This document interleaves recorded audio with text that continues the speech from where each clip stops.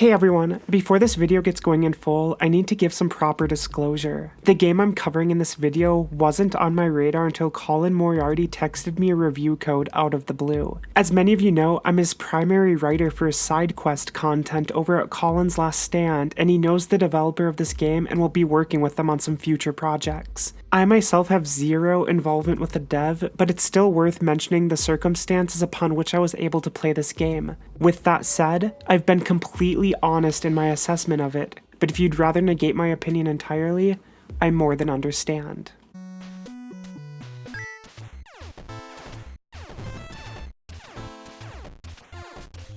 Habroxia is an enjoyable game that still manages to disappoint because I walk away from the experience wishing there was more to it. It's a shooty fly-in game styled after the likes of old arcade classics such as Nemesis, and it plays well and help pass the time. But the background environments that make up much of the game got stale fairly quickly, and while it toys around with changing from being a horizontal shooter to a vertical one, it never does enough to make the experience feel fresh. It might be unfair to go into this title looking for something as unique and action-packed as say 1986's Salamander or 1988's Thundercross, especially as Habroxia seems to have been largely made by a single person, but I still can't help but wish it did more. Though maybe that sounds harsher than I intend, because I still found it to be worth playing. As you've hopefully gathered by now, the game is a side-scrolling shooter that sees you take control of a spaceship tasked with gunning down wave after wave of enemy spacecraft while dodging their own projectiles. The enemy types are fairly standard. There's turrets, mines, and other things of that sort, and like other games in this genre, some of their bullets can be destroyed and others must be avoided. One particularly nefarious type of bullet at the enemy's disposal is a round which tracks your own ship for a short amount of time. These would often cluster together, and it made a few moments intense as I was dodging other incoming projectiles while having to stay mindful of the ones chasing behind. It was these brief moments where the game shined the brightest. Because as I'll get to soon enough, the rest of the experience was much too easy and mindless. As for the rest of the core gameplay loop, the more enemies you kill, the higher your combo, and the more points you'll attain at the end of each level. There are leaderboards, though I couldn't tell if they were online or just scores built into the game. Either way, there is some challenge in reaching the top. Helping you kill more foes or power-ups which drop after destroying certain destructible bricks or killing random enemies. Some of the item drops are shields, lasers, or bombs. These were particularly great at killing the hundreds of opposing spaceships that litter each level, but their use during each end-stage boss fight was minimal, though these fights were still easy without the random boosters.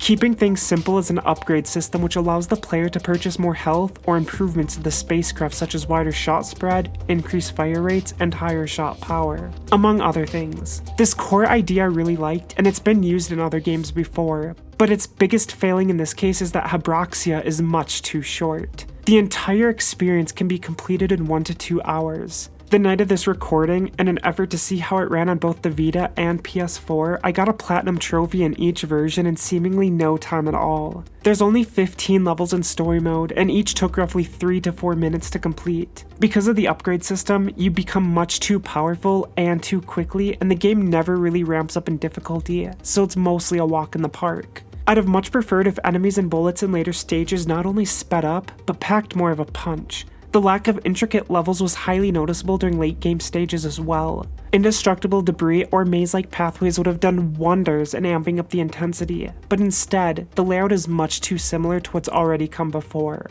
This redundant design became most apparent in the side content. There are 3 activities to provide additional gameplay, but one mode that could have been truly special just kind of fizzles out. It's called Invasion, and it's basically an endless experience whereas you fight wave after wave of baddies with the goal of not letting them touch the bottom of the screen. And it had the potential to be challenging and fun, but by wave 61, things had hardly ramped up and I got bored and quit. Not helping is that the one boss you fight is literally the one boss you fight, they just keep reusing it every so many stages. The other 2 modes are Shield Maiden and Rescue Mode. The former is by far the most difficult thing in the game. You begin with a single bar of health and you find shields as you progress the seemingly endless battle, and your ship is massively underpowered, so you easily die. The problem, however, is that the level doesn't change up nearly enough, and by the 5-minute mark I was bored, so I intentionally crashed into a wall to end it. The same goes with Rescue Mode. The side activities just remain too similar and the pace never really ramps up, so it grows stale. That doesn't mean Habroxia is bad, however, you just have to know what you're getting into. This title may not have been what I hoped for, but it was a surprisingly calming experience and I enjoyed my time. I put on some music at one point and a podcast at another, and I just sat back, relaxed, and zoned out as I worked my way through it. This game may not be what I was looking for in a side-scrolling shooter of this sort, but it was well made. The controls are refined and responsive on both the Vita and PS4, and the art is well made. Some of the effects do look great, and it really nails the retro style it's aiming for. Even the music is well done. Though with only a few tracks, the one song I liked the most became incredibly annoying by the end. If giving a score to this title, I'd probably give it a 6 out of 10. I don't regret playing it, and at only $7.99 on the PSN store, it is something I would have purchased on my own. For such a low price, it's worth checking out. I just wish it was longer, harder, and more satisfying. And no, that's not an innuendo. Anyways, those are just my impressions. As per usual, the next few minutes will just be pure gameplay so you can see some of it for yourself in an effort to help you determine if this is something worth playing. We all have different opinions when it comes to games, and the last thing I want to do is tell you what to think. Though, before I shut up, if you like this content or any of my other work, please check the description for links to support what I do. Thanks.